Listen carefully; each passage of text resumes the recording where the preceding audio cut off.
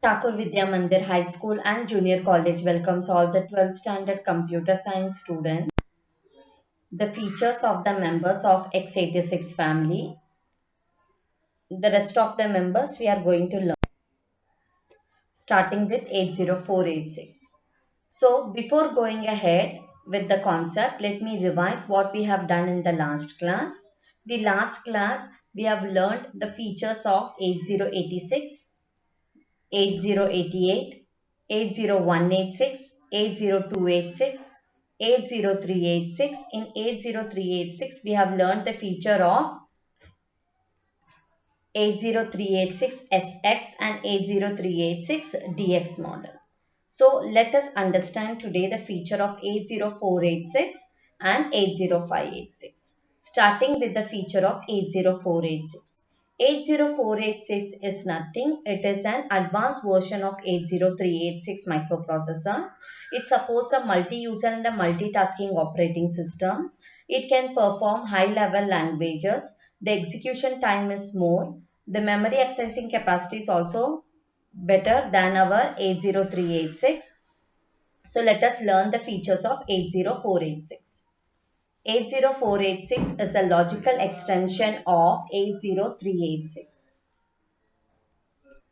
Secondly, generally it is used in high-speed computers. So in high-speed microcomputers generally used 80486. The execution time of many instruction is one clock period.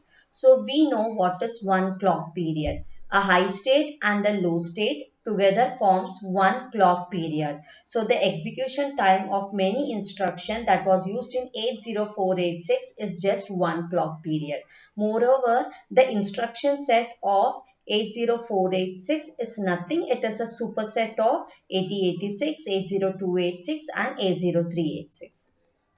Mathematical instructions in 80486 systems are executed 3 times faster than 80386. So the mathematical instruction that was executed in our 80486 system was 3 times faster than 80386.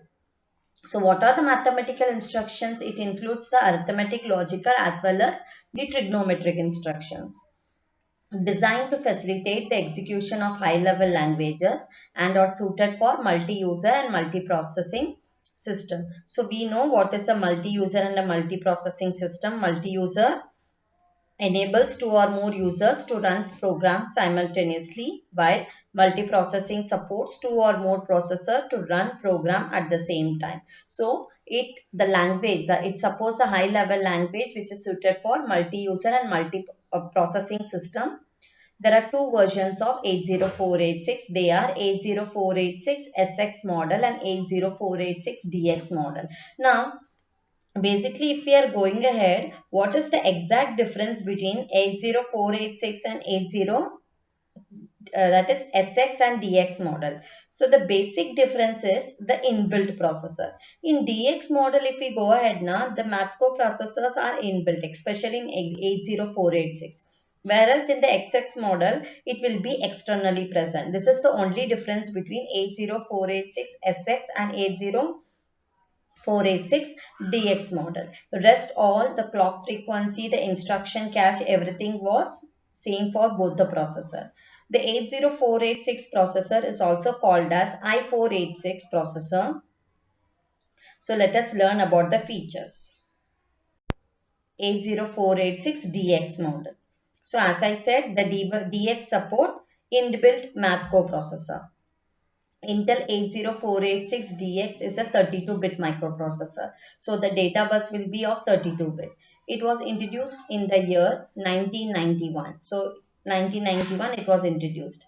It has 32-bit data bus and 32-bit address bus. So the memory accessing capacity will be 4 GB. That is 2 power 32, which will be approximately equivalent to 4 GB. Memory accessing capacity is 4 GB. It 168 pin grid array package. Already I showed you the diagram how the advanced processors are constructed in the grid array package. So it supports 168 pin.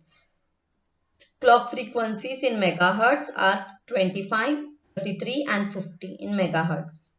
Instruction cache is 32 bytes. And data cache is 8 kilobytes. So what is an instruction cache? Instruction cache. Cache memory is nothing. It is a temporary memory. It is very close to the microprocessor, and this memory is also always used by the microprocessor in order to process any information faster. So simple thing, the frequently whatever things the processor, the CPU requests frequently, all that things will be stored in the cache memory. The instructions will be stored in the instruction cache and data will be stored in the data cache. Cache is 8 kilobytes. Memory management is internal. Internal math coprocessor. As we know, it has internal inbuilt math coprocessor for trigonometric functions. The internal data word size is 32 bits. This is all about the 80486 DX model. SX model. It is again a 32-bit microprocessor which was introduced in the year 1989. 32-bit data bus and 32-bit address bus. So the memory accessing capacity is 4 GB. Again, it is a 168-pin grid array package. Clock frequencies are also same in megahertz, 25, 33 and 50. Instruction cache is 32 bytes and data cache is 8 kilobytes. And it supports memory management is internal and it supports external math coprocessor. And the internal word size is 32 bits. So if I am going ahead with the main difference between 80486 SX and DX model is, first is the invention year. SX model was invented in the year 1989 and DX model was invented in the year 1991. First thing. The second difference is SX model supports external math coprocessor which is 80387, where DX model supports internal math coprocessor, right?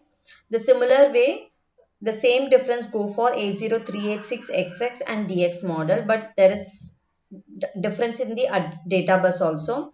The data bus was 16-bit and data bus in DX model was 32-bit.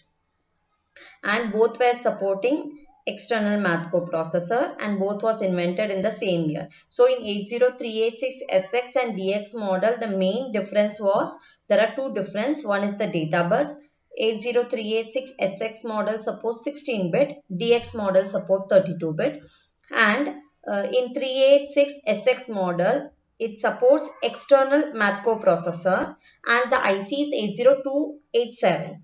And in DX model, it supports again external math coprocessor, but the IC number changes. It becomes to 80387.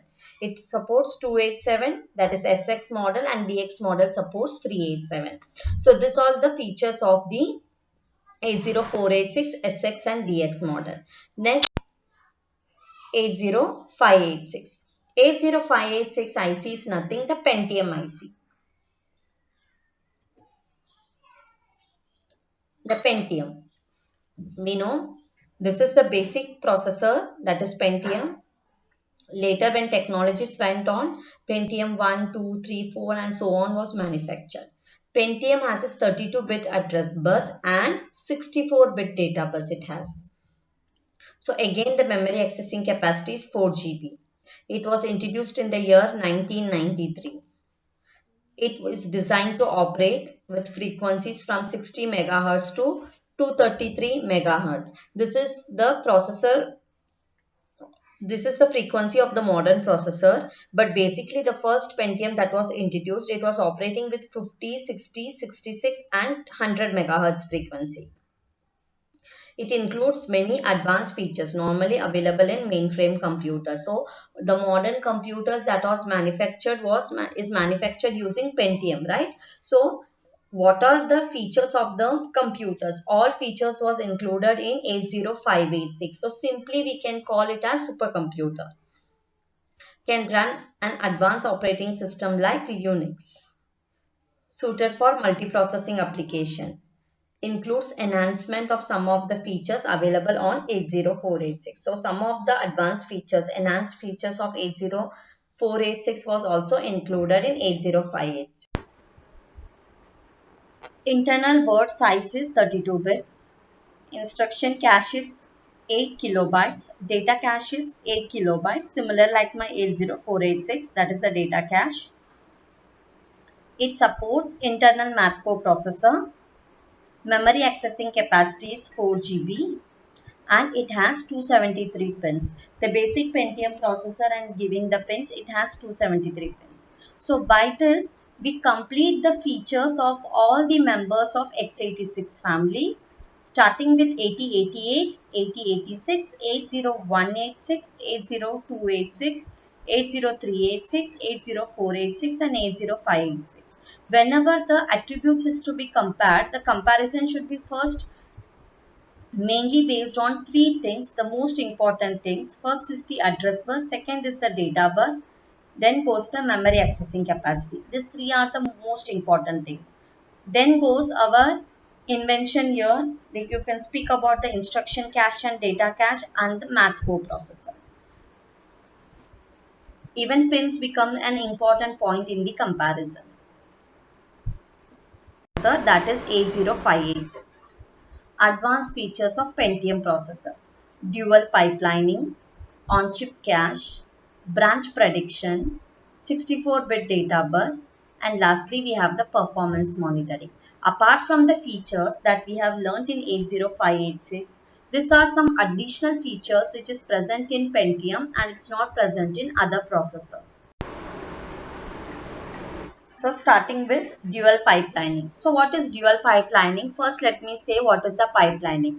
Pipelining is nothing. In order to speed up the execution, this we have discussed in 8086 instruction queue. 6 instructions will be prefetched and it will be kept ready for the execution unit to execute. So when the 6 instruction has been executed by the execution unit, the next 6 instruction will be executed, right? So in dual pipelining means the Pentium processors will be supporting two different pipelining. One we call it as the U pipelining and second we call it as a V pipelining. So because of the superscalar architecture, here there are two pipelining, due to which the instructions will be executed, that is two or more instructions will be executed simultaneously per clock cycle, and due to which the speed of the processor will be enhanced. So let's understand dual pipelining. The use of superscalar architecture incorporates a dual pipelining in Pentium processor. So which are the name of the two pipelining, U and V, which lets a Pentium to process more than one instruction per clock cycle and achieve a high level of performance. Due to the dual pipelining technique, the speed of the processor will be increased.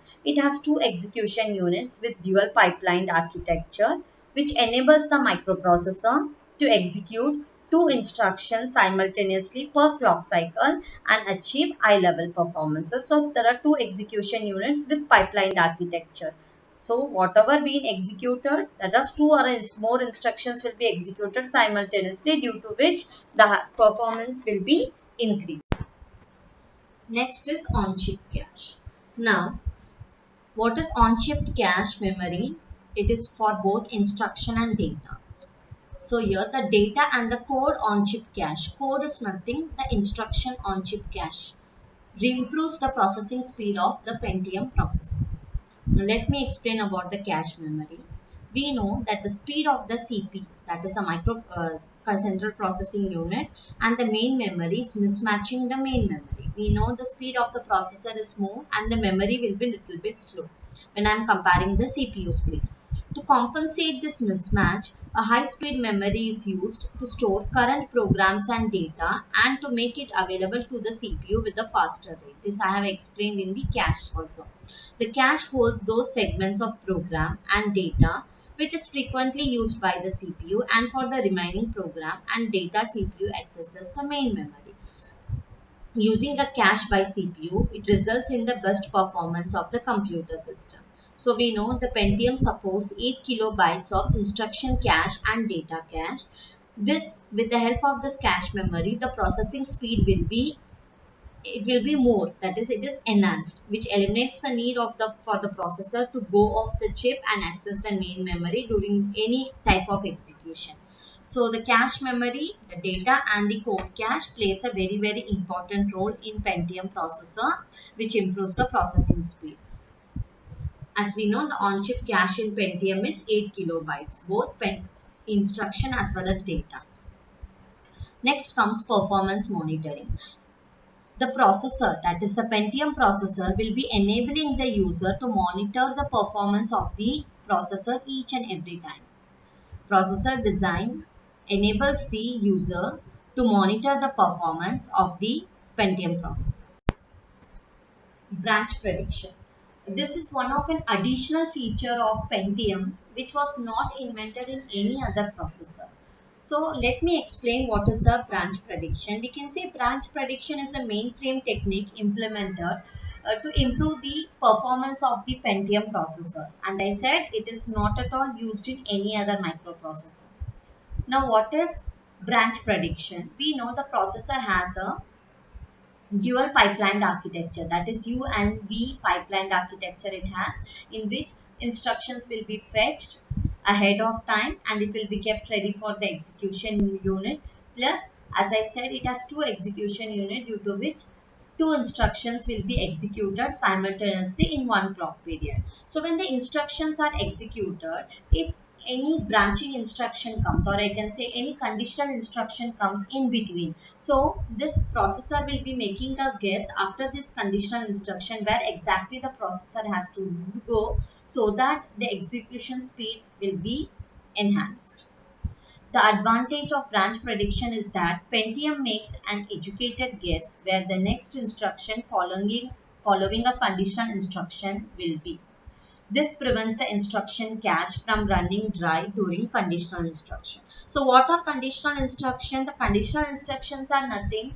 These are instructions to use to check, we can say an example, to check whether a number is odd or even, whether a number is a prime or a composite number. For that we use up the conditional instruction in our microprocessor. So whenever the conditional instruction is been executed, when already the instructions has been prefetched, the microprocessor will decide where exactly the instruction, where exactly the program should jump after the execution of the conditional instruction. The last is the 64-bit data bus. The 64-bit data bus which is present in Pentium is one of the advanced feature.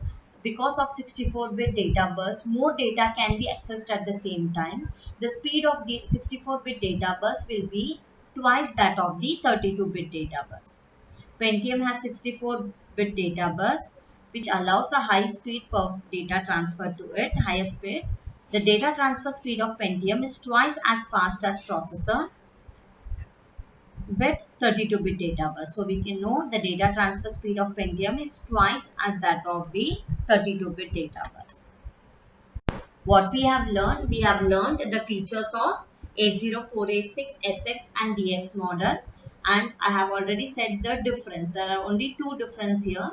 Next, we have learned the features of 80586 along with the features of 80586. We have also covered the advanced features of Pentium, that is dual pipelining, branch prediction, on-chip cache, performance monitoring, and 64-bit data bus. Thank you.